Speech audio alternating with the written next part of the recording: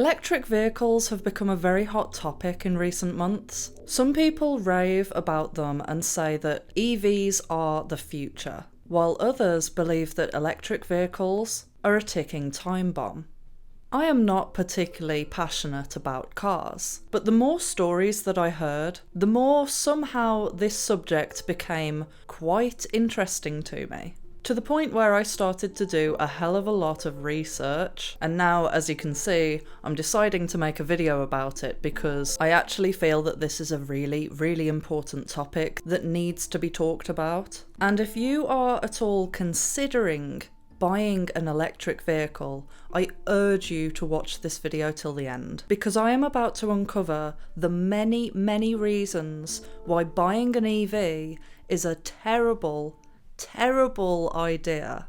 And whether you're thinking of buying one because you believe it'll be cheaper, more practical, or more eco-friendly, the reality of owning one of these cars is almost the polar opposite of what the mainstream media portrays. Hi guys, welcome back to my channel. If you're new here, my name is Melody. In this video I'm going to talk about the scenarios where driving an EV can actually become a nightmare. I'm going to show you the true environmental impact of EVs that the media doesn't want you to know, and I'm also going to be touching on subjects such as EV fires, and other catastrophic risks that are associated with these cars, slave labour, and much more. Okay, picture this scenario. Your workplace has offered you a company car, and there's extra perks if you pick an EV. You thought to yourself, yeah, makes sense, I'll go with that. It'll be so much easier not having to go to the petrol station and fill up with fuel. Plus, I can charge my vehicle overnight at home. My workplace is only 15 minutes away, so really it's a no-brainer. And on top of that, the government are offering me a discount on my electricity bill if I drive one of these vehicles. Seems to be ticking a lot of boxes. But then, maybe you want to go and visit family over the holidays. Maybe they live about 4 hours away. Let's say for argument's sake, that's roughly 240 miles. It suddenly dawns on you that when it comes to long distance, charging your vehicle can become an absolute nightmare. The average range of an EV is estimated to be 211 miles, and most cars on the market have a range of anywhere between 100 to 300 miles. As we all know, marketing claims tend to be quite exaggerative. The average EV probably has a range even lower than 211 miles, but in order to do that journey, it is guaranteed that you will have to stop at least once at a services that will be able to charge your vehicle. And it would also be advisable to find out which services actually have charging points, because not all of them do. Let's say that you want to listen to music on the way, and the aircon's on because it's boiling hot outside. All of those things will be putting a strain on the battery, and an hour into your journey, you start to realise that the battery's draining very quickly. You stop off at the services, you linger around for at least an hour and a half, waiting for your electric vehicle to charge. You're not even halfway there and already you're exhausted and just praying that you do not have to charge it again before you get to the destination. But lo and behold, you end up stopping again. By the time that you actually get to the destination, if you do the calculations, you'll most likely find that your journey has doubled.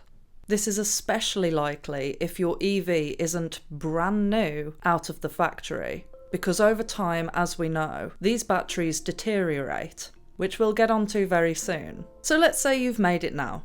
You've finally got to the destination, you're staying with friends and family, and then suddenly it also dawns on you, oh, I still need to keep charging my vehicle. It would be really convenient if I could do the same as what I do at home and just charge it at the house. But the family that you're staying with don't have an electric vehicle, therefore they don't have the electricity bill discount, and the price of living is continuously rising. You either have two options. Either you research again and find out where there's a charging point local to where you're staying, or you become very quickly unpopular and you don't get an invite next year, because your electric car has hoiked up their electricity bill and they can't afford to have you stay next year. Moving on to the next point. The main selling point for an electric vehicle is that they are supposedly more sustainable and environmentally friendly than your standard diesel or petrol car. But what if I told you that the opposite was true? That electric cars are actually worse for the environment? Let's ask the question. How many CO2s are released during a car's production? Around 5.6 tonnes of CO2 are released during a petrol or diesel car's manufacture on average, around 3/4 of which are released during the production of the steel body in white. Building the average electric car produces 8.8 tonnes of CO2, 43% of which can be attributed to the construction of the battery. Here's the counter-argument. However, an EV produces less harmful emissions over its entire life. The study found that a medium-sized petrol or diesel car produces around 24 tonnes of CO2 versus an EV's 18 tonnes. Well, you could say that that was a fair argument. But wait, how long is the lifespan of an electric car compared to regular cars? If you were to type in on Google, what is the average lifespan of a diesel car, the answer is very simple. It says here, roughly 30 years. But when you ask the question, how long does an electric car last, the answer does not seem as simple. It says here, how long will electric cars last? On this article in particular, it says 10 to 20 years. But some factors may reduce their lifespan. For instance, batteries may degrade faster in hotter climates as heat does not pair well with EVs. Throughout my research, there were various articles stating different numbers here, none of which stated above 20 years. And oddly, there was not a single article that used definitive language when making these claims. It seems to me that 10 to 20 years life expectancy is an ambiguous, over-exaggerated estimate based on the hopes of manufacturers and not facts. Currently, the life expectancy of an EV is solely based on the lifespan of its main component, which is the lithium-ion battery. However, currently manufacturers are only willing to give you a 5 to 8 year warranty on that battery. I wonder why. Not only that, but warranty can also be quite ambiguous as well, and can be voided for a plethora of reasons, such as, have you driven through a puddle in your EV? Have you, at any point, overcharged the battery? Or have you kept up with the regular services and software updates for your car? To the T. Now, anybody who's had dealings with trying to claim against a warranty will no doubt be aware that you're always on dicey ground. Warranties are invariably composed to always favour the manufacturers against any liability. But let's say that you have complete faith in lithium-ion batteries, and you think that the idea of something happening to it is actually very rare. Well, people have been using lithium-ion batteries for quite some time. My camera uses one, everyone's phone uses one. It's all the same technology, just on a bigger scale. While my iPhone is relatively light though, an EV battery is enormous. And right as I said that, my camera battery is about to die. Hold on. Well, it said that it was on 30% and then very quickly declined. Lithium-ion batteries are not as reliable as people would believe. The majority of people out there upgrade their phone every 2 years, so because they're replacing the phone every 2 years, they don't tend to notice how quickly these batteries deteriorate. However, I do things a little bit differently. I have always bought my phone outright, and I've kept it until the software starts playing up, I can't open the apps anymore, so then what I tend to do is hand down my old iPhone to my mom or my dad, and let me tell you, the most recent phone that I've passed down to my dad, he has had to replace the battery twice now. And this has been over the course of, let's say for argument's sake, 6 years? 2 replacements in 6 years. The other thing you've got to bear in mind is that with an iPhone, if the charge starts to deteriorate really quickly, it's fine because you can just put it on charge at any given point. It's not a great inconvenience. What happens though is that the battery starts to lose charge very, very quickly. I'm sure that many of you have had experience with this, even if you do upgrade every 2 years. With an electric car, that will translate to affecting the range of the car. So when you first bought it, maybe it does have a range of 300 miles, and then after 2 years, it dips down to 100. And then the longer you keep the car, the less range it has. Suddenly you're not just inconvenienced for long distance drives. Imagine if every single day you're travelling to work and you've got anxiety that your car might not make it to and from work in one day. Now that to me would be an absolute nightmare. But then again, I have to also take into account that most people replace their cars every few years and pay a never-ending finance deal as opposed to buying a car outright. Now, my car was £350. I bought it quite a few years ago. It's a diesel. It has over 200,000 miles on the clock and it drives beautifully. I actually love my car. It does the job and it doesn't cost me heaps and heaps of money to run. Now, most people are under the impression that if a car goes over 100,000 miles, it's pretty much on its way out. So that's why people buy into the hype of paying monthly for a brand new car every few years because they hope that they won't incur any issues with that car. I digress. My point is, you would be lucky if your electric vehicle battery lasts longer than 8 years. But then you would be extremely unlucky because you wouldn't be able to claim on the warranty. Let's say, for example, this does happen. Let's say that the battery goes kapoof. So you need a new battery. You might be thinking, yeah, that's fine. I'll replace it. What? Is it going to cost me a few hundred, maybe 1,000? Oh no. The average cost of an EV battery replacement can range anywhere between $4,000 and $20,000.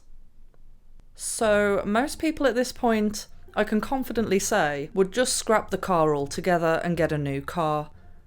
Definitely not another EV. And as you can see, China is already accumulating an enormous landfill of scrap EVs. And currently, at this point in the US, EVs only account for about 2.2% of all vehicles manufactured, meaning that there's only one car for every 250 standard models. This is dated in July 2023. However, the UK government, their goals are that by 2030, there will be approximately 8 to 11 million hybrid or electric cars on the road.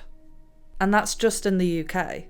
I can only begin to imagine what the landfills would look like by that point. It's actually scary to think about it. People talk about waste and let's save the planet. What part of saving the planet looks like this? The irony is that when it comes to diesel or petrol cars and their carbon footprint, the bulk of the environmental strain actually occurs mainly during the manufacturing process and after the first few years of mileage. This is something that I learnt recently, so I presume that a lot of people, if you're not fanatical about cars, you probably don't know this information, but this completely negates the argument that electric vehicles are eco-friendly, because their manufacturing is actually the most uneconomical way to produce a vehicle. It gets worse. Slave labour.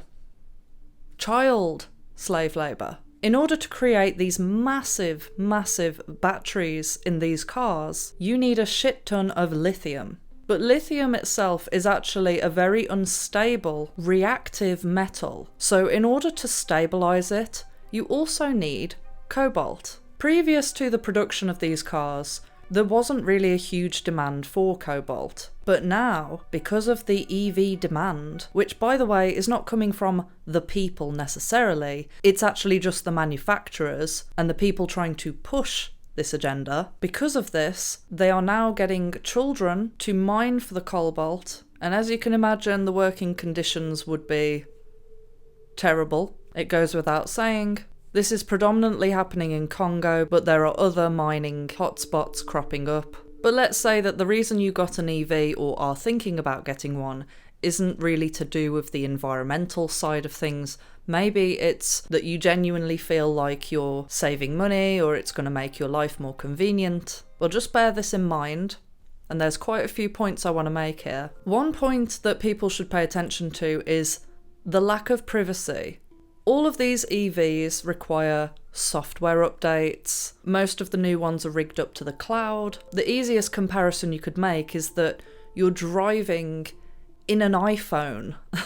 It's like an iPhone vehicle, right? Most people are very bothered about the data harvesting and the lack of privacy involved with just having an iPhone, which, you know, really that's one thing. It's a whole nother thing to be driving a continuous spying device. And you could say, oh, well, I've got nothing to hide. So what if they're trying to harvest data on how often I drive or where I go? You know, I'm not doing anything illegal. There's plenty of people saying that AI is going to take over the world and that AI is getting dangerously advanced. So would it be too far for me to say that maybe if there's a lockdown or there's travel restrictions, your electric vehicle might not actually be able to go outside of its allocated zone? Enough people have heard about 15-minute cities and the goals there. Well, if everyone had an electric car, it would make it a hell of a lot easier for travel restrictions to actually be implemented, and physically there's nothing that you can do if you're driving an EV. If the EV wants to stop, you can't jump start it and adjust the programming. Another thing that a lot of people probably don't think about, because there's so many other problems that are bigger, but this is actually quite concerning. EMF radiation. Electric vehicles are kind of like a Wi-Fi hub. They need to be connected to the cloud, the internet, in order to work, in order to get the software update prompts. Some of them have semi-autonomous driving. How do you think that's all happening? Now, I have a whole video about EMF radiation that comes from your iPhone and Wi-Fi in general. There's nothing woo-woo about it. EMF radiation is very real. It is known to be harmful to cognitive function. Even the iPhone itself advises that when you're on the phone to someone, you should use the hands-free. They actually advise not to hold the phone directly next to your head, because the closer that you are to the device, the radiation doubles. Now imagine what kind of health problems you could incur if you're driving in an electric vehicle every single day.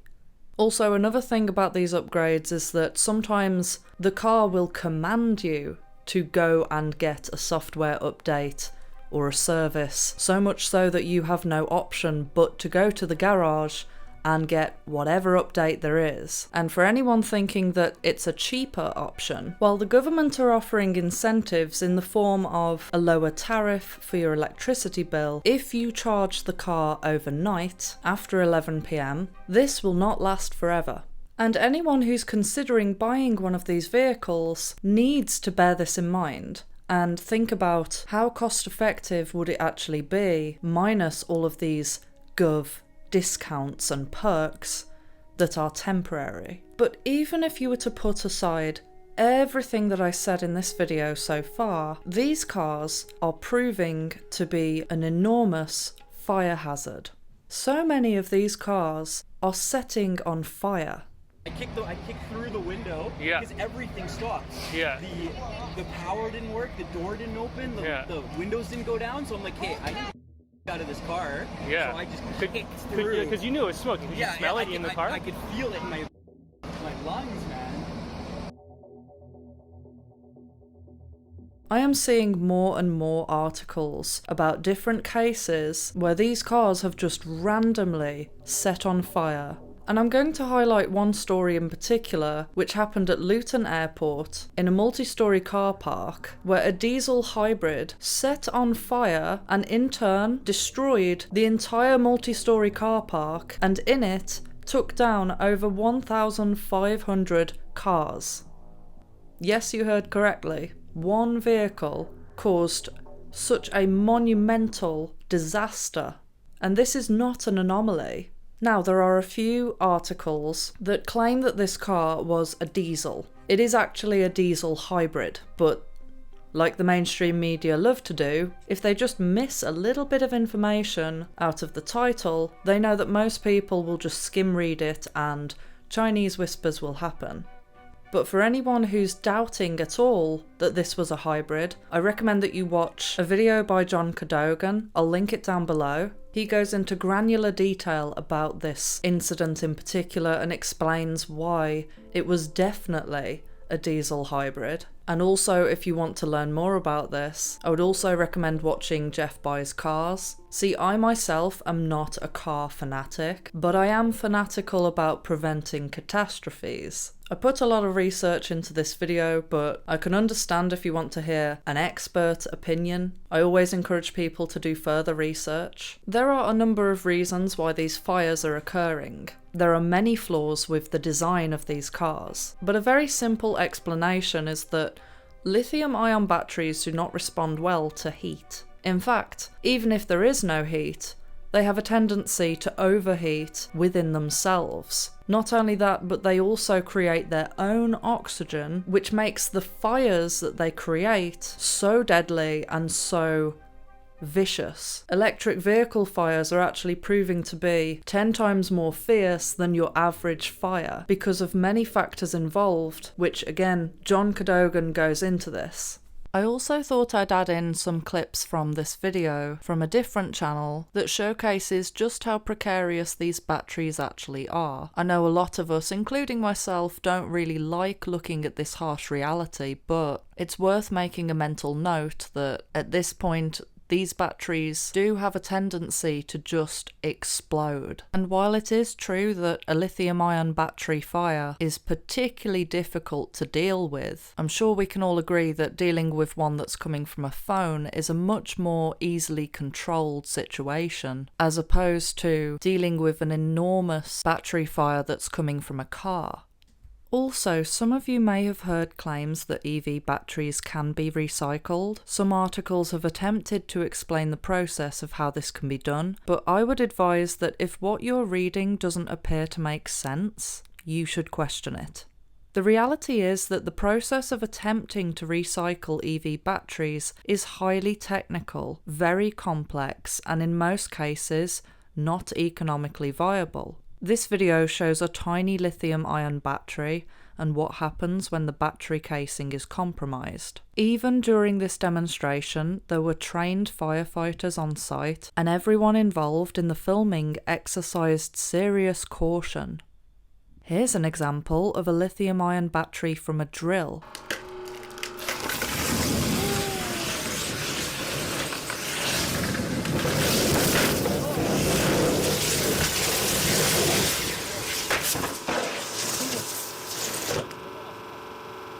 And this is the size of a standard EV battery.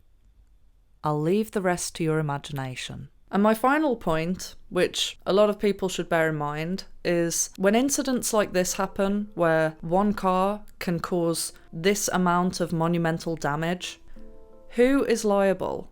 Is the owner liable or the manufacturer?